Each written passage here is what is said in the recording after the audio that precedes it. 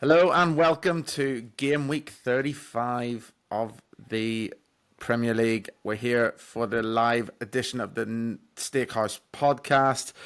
Cannot believe the season's over already. I'm Colin McCabe, joined with my co-host Lucas Dazinski. Lucas, it's Tuesday night, time of recording. We both just got off from watching the Arsenal Yeah. PSG game. Pretty devastating result for them. Is that tie over? I don't think so, but it's going to be really hard to do it. Like I feel like PSG.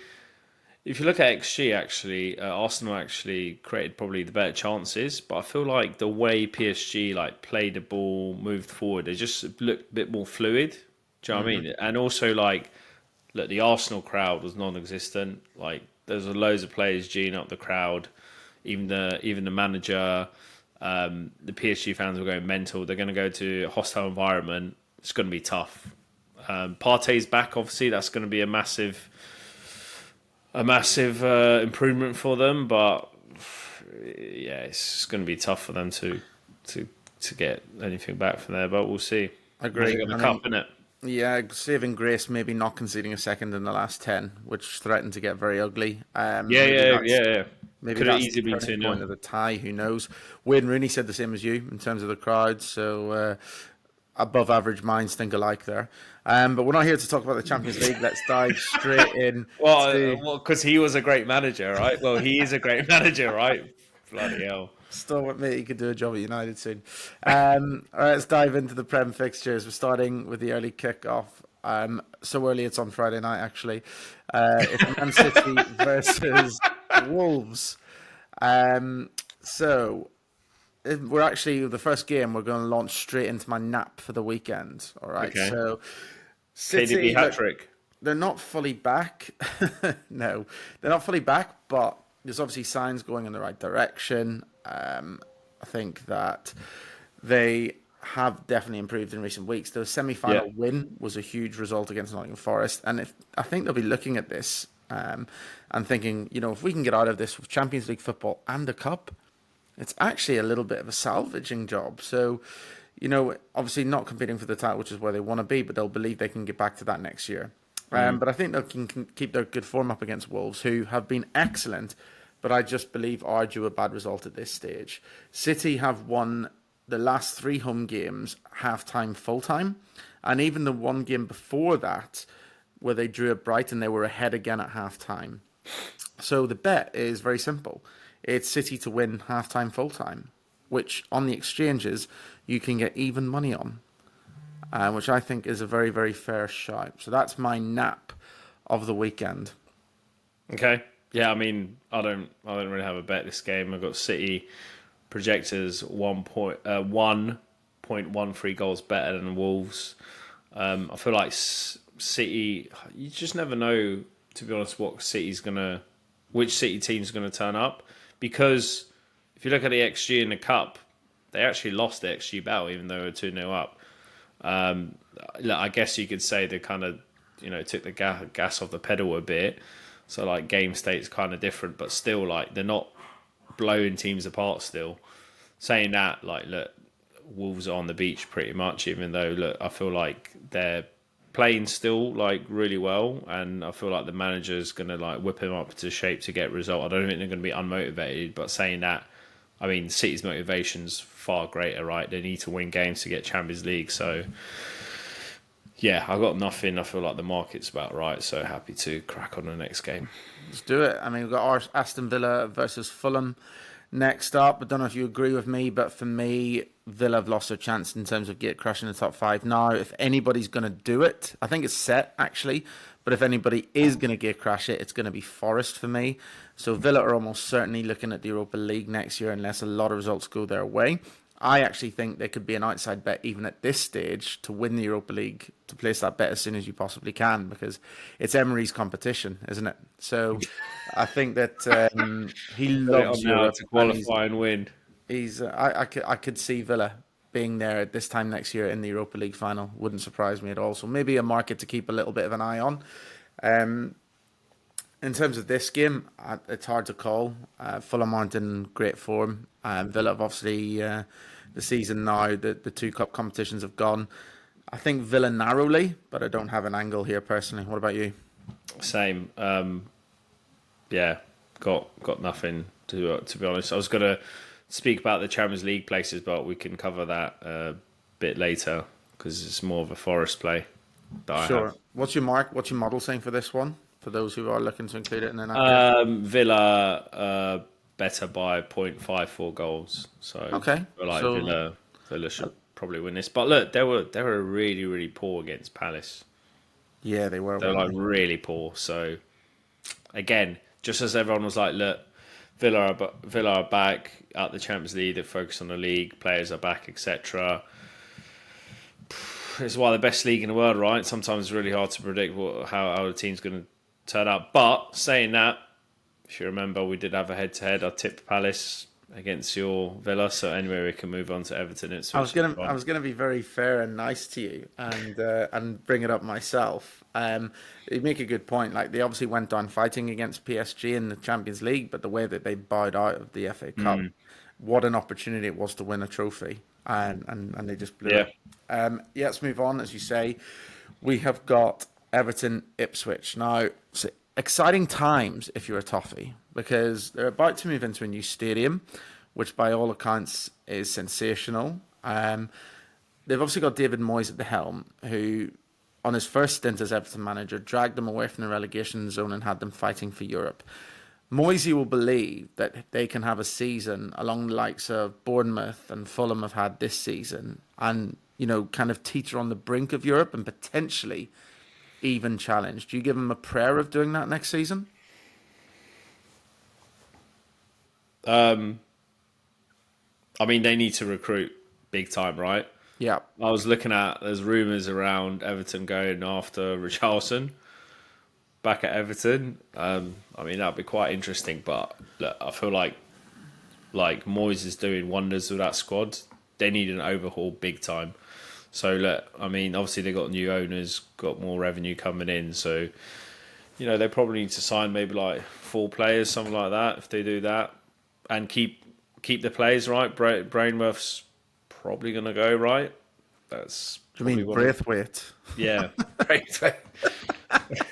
What did I say? It sounded like Brainmouth. It sounded a bit of a combination. It sounded like a weird love child of Yeah, we can edit Braithwaite that out. and Bournemouth Football Club. You know what I mean? But yeah, anyway, old mate, he's gonna he's probably gonna go right, and he's been solid at the back. Tarkovsky, he'll probably stay. I feel like no one's really going. Every season, someone's linked with him, but he always stays right. But look, they need an overhaul of the squad, to be honest. So Yeah, I think the main place they need to recruit is midfield, where they need to see more goals coming up through there to support the likes of Beto up front and potentially another striker as well and wide players. yeah, I think they've 100%. actually got a pretty solid base at the back, so I think it's offensively that work in the transfer market will be needed. In terms of this game, I actually think that could go against them. Again, Everton are a little bit more comfortable when having teams come onto them. Ipswich at home, the fans will expect them to take the initiative. There'll be a hint of expectancy there. Ipswich have coped okay away at these sort of sides for these sort of games. You look at the one they beat Fulham, I believe, or drew to all at Fulham when Fulham scored a last-minute equaliser. There's a couple of other games away at these sorts of sides they've done all right as well. So I actually think that Ipswich are value on the handicap here. If you look at Ipswich +1, they're coming in at 1.81. So that means that if it's a 1-0 Everton win or a 2-1 Everton win, we'd get our bet refunded. If Ipswich lose by 2 or more goals, we'd lose the bet. But if Ipswich either win or draw, we'd win. I really don't see Ipswich getting beat by 2 here. They might lose, but not by 2. And if that's the case, then it's effectively a free swing on the handicap. So I quite like Ipswich +1. And my advice as well, I mentioned him a few weeks ago, was Enciso, the player from Brighton. I really like him in the goal and assist markets, and they're definitely worth checking out again here. All right, I mean, I don't You really look like you're agree. ready to roast me here. Go on. Yeah, I mean, that famous last words. I don't really like that bet, but yeah. Anyway, we can move on. Come on, what's your model saying?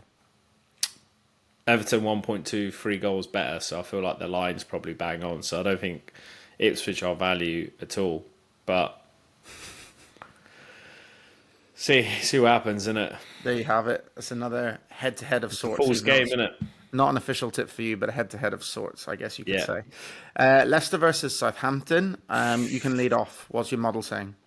Well, this is going to be a repeat of the Europa League final, what we said, right? Timmy versus Jimmy fighting out at the bottom again.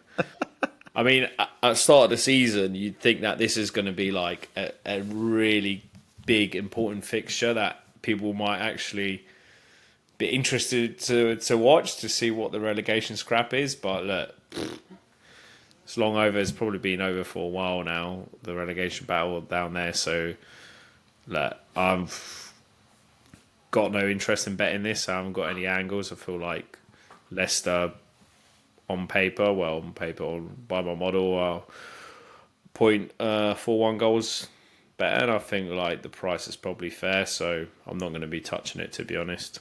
I'm not going to bet on it either. All I would say is I do expect it to be quite an entertaining game. I think both of these sides will look at this as a huge opportunity to get one more win on the board while they're still in the Premier League, which will appeal to them. There'll also be players on both sides who are desperate to put themselves in the shop window.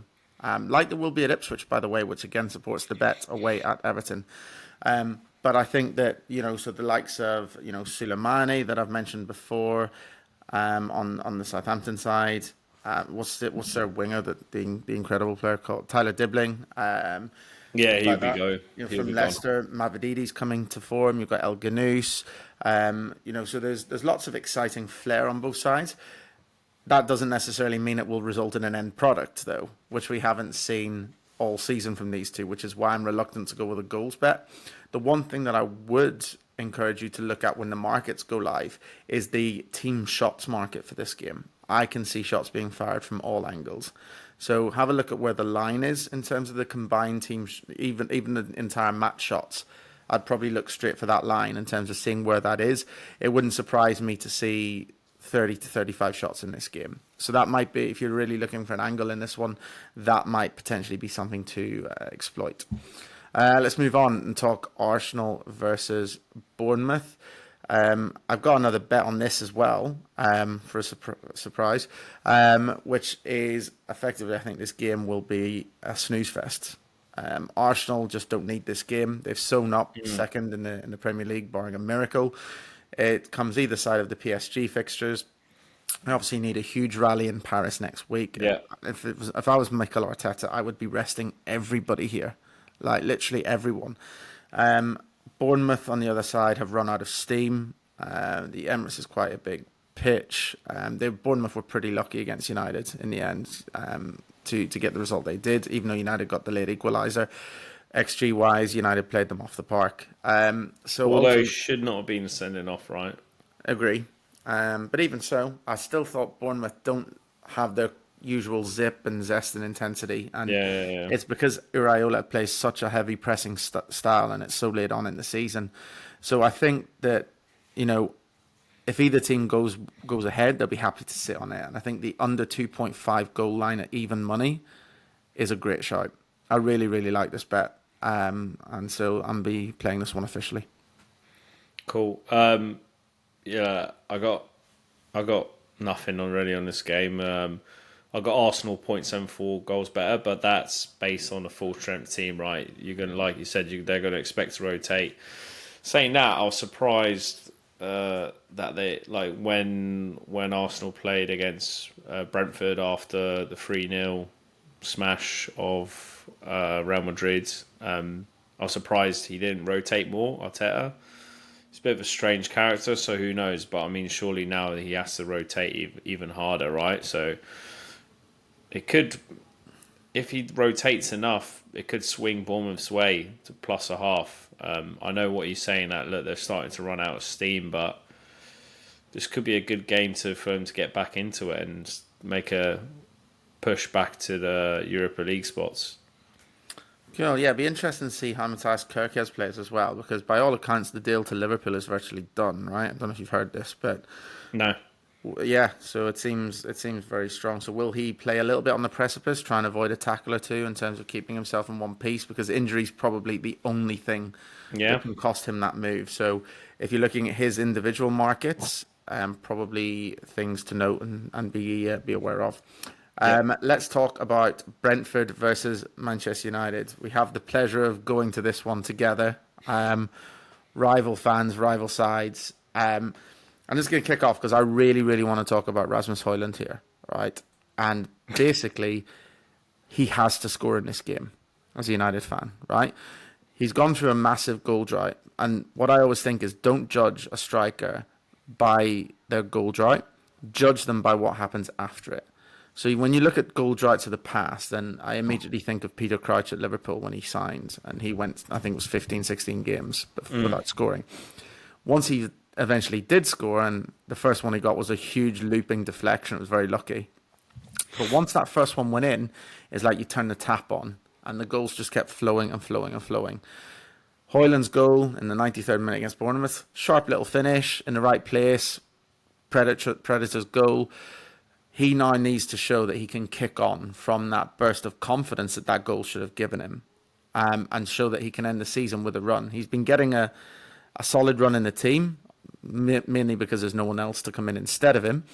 But ultimately, now that he's actually broken that goal drought, we really, really need to see him be the striker that we all know he can be. So this is a direct shout out to Rasmus Højlund, live from the Stakehouse, because Rasmus, I know you listen to the pod, right?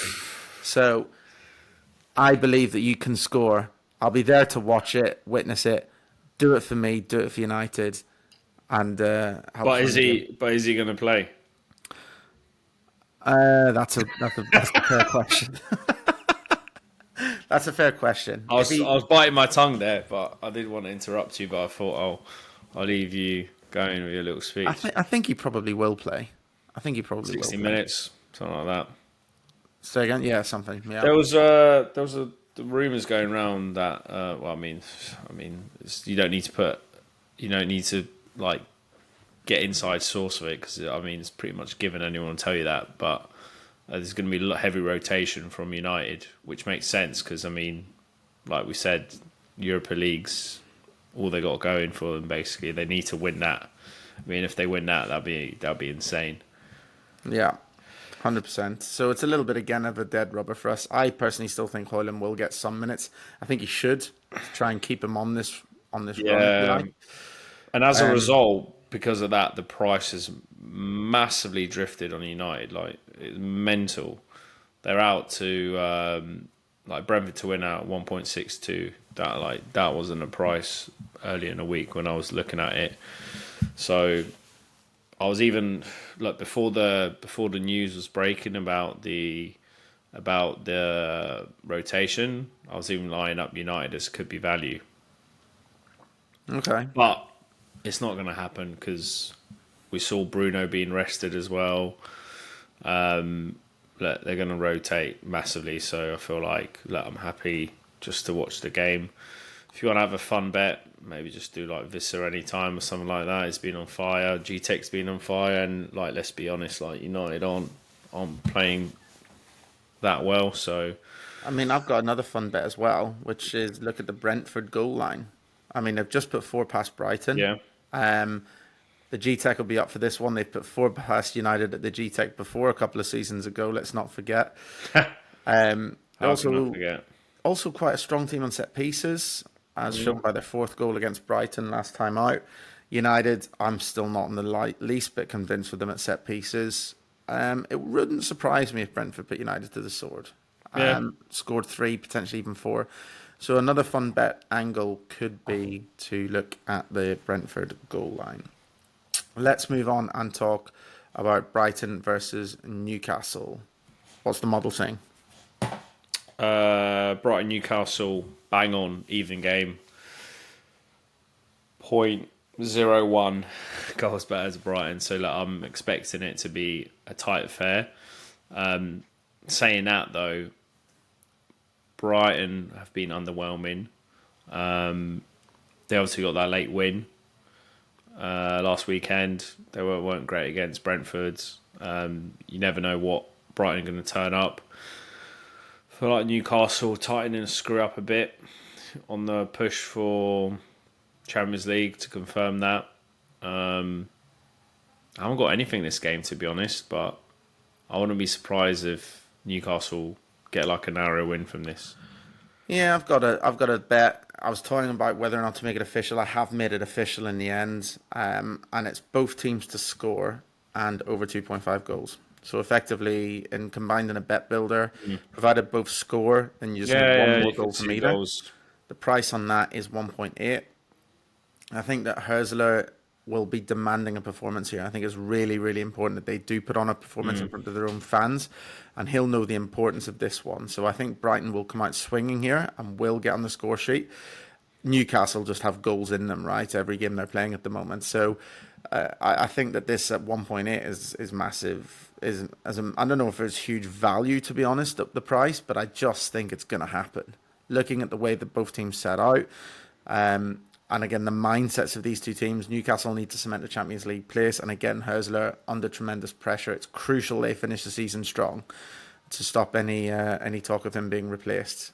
So I think that over 2.5 goals with both teams scoring is a shoe-in. That I think is going to happen. Okay. West Ham Tottenham, unless you've got an angle, we'll do fairly quickly. I mean, Tottenham going to be rotating massively again. Just yeah. keep that in mind, right? 100%. Keep that in mind. I think that the Hammers will be looking to compound Spurs' Premier League misery Yeah. on what has been a dreadful season. I think this is a great opportunity for Graham Potter, actually, to get the West Ham fans on side. I mean, if West Ham can go out and beat Tottenham 3-0, something like that, their biggest rivals, I think that's a great way for Potter to endear himself to the fans. I Yeah. think West Ham will be up for this. I think they will win, probably narrowly, but I'm not going to do anything official here. Same. Cool. Let's move on. We got Chelsea, Liverpool. Now, Darwin Nunez has come under fire quite a lot in terms of a lot of people on radio stations talking about the fact that it's criminal he's getting a Premier League medal when he's been so poor this season, and comments He's like played a this. lot of games. He has. He obviously, look, his face doesn't really fit when it comes to slot, right? I mean, he was more of a Klopp player than a slot player. It's likely he'll be moved on this season by all accounts. Where can he do a job in the Premier League? To be honest, like his XG, like is quite high. It's just his finishing's poor, and he reminds me of Buemo. First like few seasons in the Prem when we Brentford had him. On the Brentford, sorry. Yeah, his finishing was horrendous. I think he hit the woodwork. It was like the record hitting the woodwork in the season, like 6 or 7 times. It was like real bad. And now he's like the best finisher in the world, right? So who knows? Maybe he The just whole needs. world. Well, yeah. Well, to be honest, like if you look at, he's massively overperforming XG. Not a whole world, but look, I think Wood's better than him in the Prem. I think he might be second best finishing in terms of like overperforming his expected goals. So look, I mean, he's obviously getting the right positions, and like obviously his finishing is something that he needs to work on. But I feel like if he goes somewhere and like starts playing games, I reckon there could be a player in there. Obviously, Liverpool kind of spoilt for Joyce and like probably don't need him, right? Surplus probably. Yep. And look, like Liverpool aren't the team that will just put someone in, hope they become good, right? If they don't become good, move them on. Not a problem. But look, I can see him fitting in most teams, to be honest. Obviously, 100% maybe agree. apart from like maybe obviously City, Arsenal. Maybe he could do a job at Newcastle if Isak goes.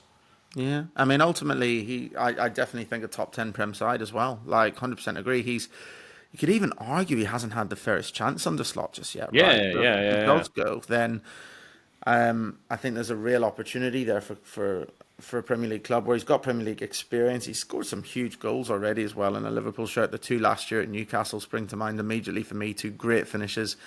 There's definitely a player in there for me, and if a club gets in and shows him a little bit more belief and lets him play week in, week out, Yeah. I think he could be a great option there. In terms of the game, I don't really have a bet. It's hard to know with Liverpool how long those celebrations have gone on for. Chelsea's biggest threat at this point could quite be the heebie-jeebies bar staff. But yeah, I mean it's a more important game to Chelsea, right? Yeah, it is. But equally, I think Chelsea have been so poor. We've said this a few times where like important game, but they've just not showed up or done some weird rotation. One was against Brentford. Everton game, they weren't great.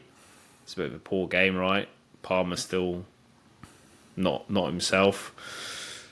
I feel like just the price on Liverpool is too big to pass. I understand that they won the lead, motivation might not be there, etc. Like they might be partying, but look, they're still going to try and win the game comfortably, right? Salah still want to smash some records. He wants to score some goals. Like the team's going to be up for it. So I feel like it's a good opportunity to back Liverpool here, plus a quarter. So look, like you just need Liverpool to draw against Chelsea, who have been in the last 10 games quite poor, right? Even if Liverpool are on a semi-hangover, you'd still expect them to like put a decent performance against Chelsea, right? Yep. So I feel like I think the price is just too big to pass. So plus a quarter, 1.97, that's going to be an official tip for me. Yeah, it's a good argument. When you look at it and when you kind of remove all of the external factors and the external noise that actually we don't know anything about in terms of what's going on, and focus on the most important things, which are performance levels, runs of form, and different things like this, then, you know, I can completely understand why you're looking to back Liverpool there. So, nice little official tip, that one. Crystal Palace versus Forest rounds us off. I mean, you've got stuff you want to say on the top five, right? Yeah, I mean, I've said this a while ago to you. I was like, Forest aren't making Champions League, right? Even when they were second, third round there, I was like, they're going to fall off. Like, they can't sustain this football. I don't think you were in agreement at the time. I think you're like, look, the way they play, it kind of works. But yeah, I don't buy that at all. They got a really tough run of fixtures. Obviously, playing Brentford Thursday, we were recording before that game. But then after that, they still got to play, Chelsea. Okay, it's not that hard a game, but still, it's a bit difficult. They've got to play Palace now as well. Who else they got? West Ham away. Again, not entirely easy, but they've got some tough games and it's really tight there. So I think they might miss out. And on that, this is my nap of the week. Actually, is I feel like the price on Palace is it's way too big for my liking. I have Palace rated really highly in my model, like really highly. We're talking about top 5, top 6, and I got Forest probably like 14th, something like that, round 12. So big. Wow, that's a big swing from where they both are. It's a big swing, and if you look at the expected points, Nottingham should be in 14th position, so they're overperforming by 8 positions. Palace should be 9th. So you're tipping up Palace even on expected points, when Palace had that rough start to the season, they should still be above them. So I'm back in Palace minus a quarter at 2.04. So look, if it's a draw, you get half your money back. Palace should still be putting out the strong team because the cup finals, 17th? This is played on the Monday, the 5th. So they're playing for places, those players, aren't they? Sorry? They're playing for cup final places, those players now, aren't they? I feel like the play.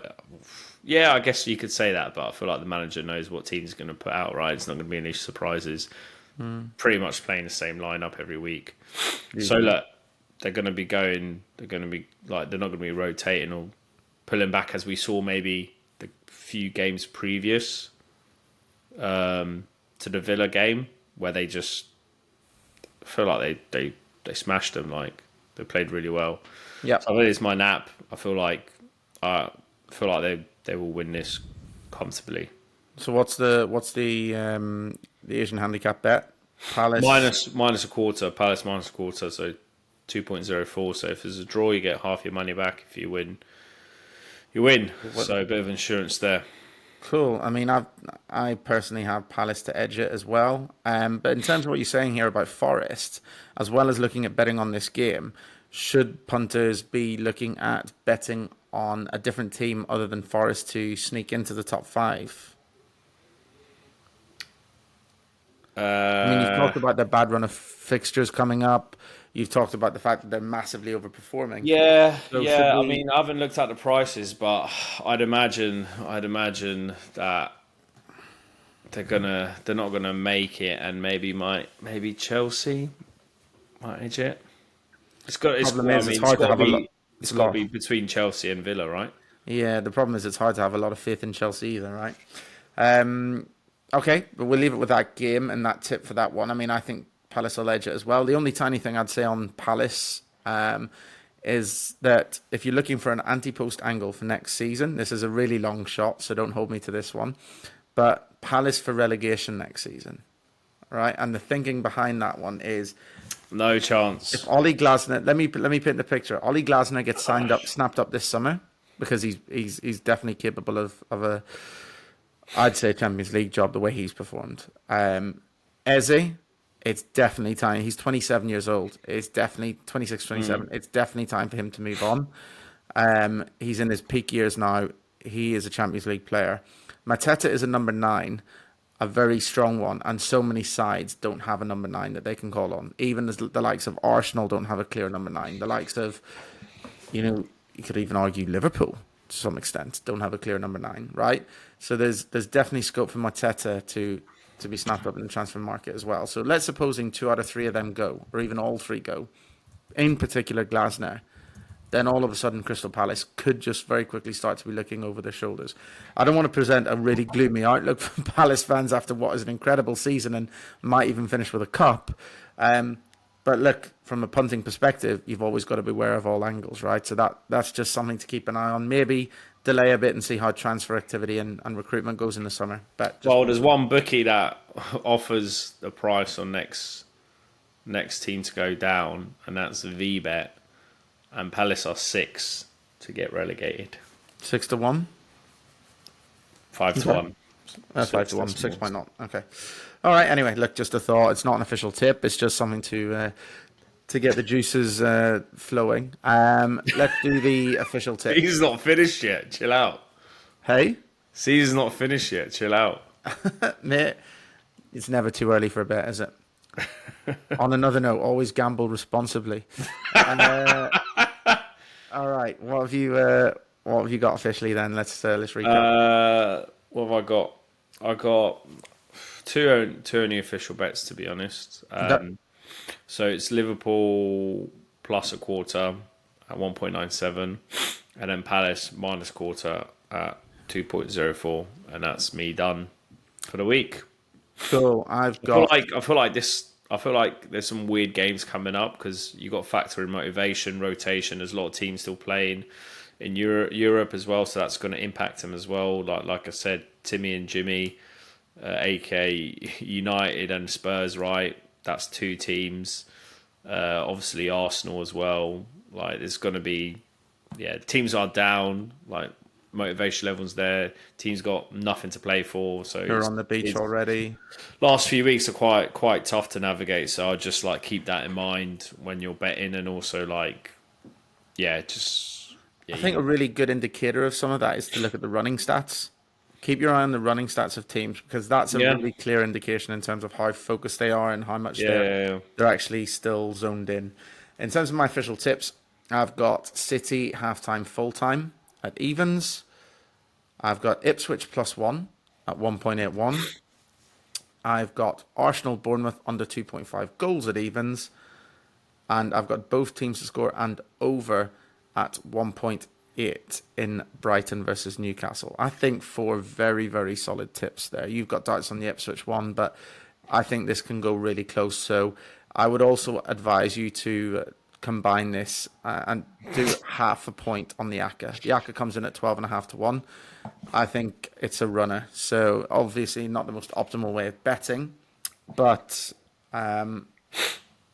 somebody's got to have a bit of fun sometime. So Yeah, not me. that's an option there. And that's it from us. That's game week 35. It's a wrap. Enjoy the football.